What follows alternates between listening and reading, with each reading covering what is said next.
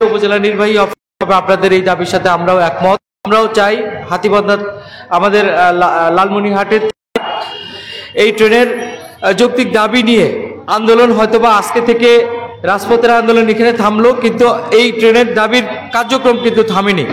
আমি এই কার্যক্রমের সাথে ব্যক্তিগতভাবে এই কমিটির যারা রয়েছেন তাদের সাথে কাঁধে কাঁধ মিলিয়ে যেখানে যেখানে আমার অ্যাক্সেস আছে সেখানে যাব, এবং আজকের যে সিদ্ধান্তগুলো রয়েছে সেই সিদ্ধান্ত অনুযায়ী আমি আপনাদের পাশে থাকবো সবসময়।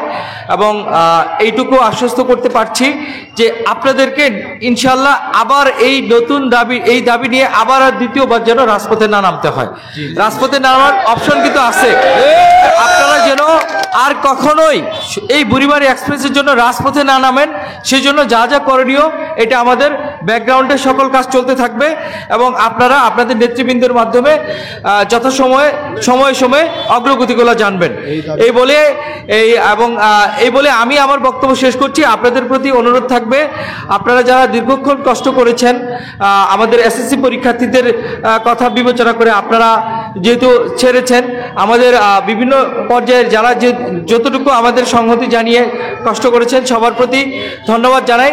আর আমি ব্যক্তিগতভাবে আমি আপনাদের কাছে দুঃখ প্রকাশ করছি এই জন্য, যদি কোনো কারণে আপনাদের সাথে আমাদের মিস আন্ডারস্ট্যান্ডিং হয়ে থাকে বা যতটুকু হয়েছে এটা আমাদের ইচ্ছাকৃতভাবে না, অনিচ্ছাকৃতভাবে হয়েছে।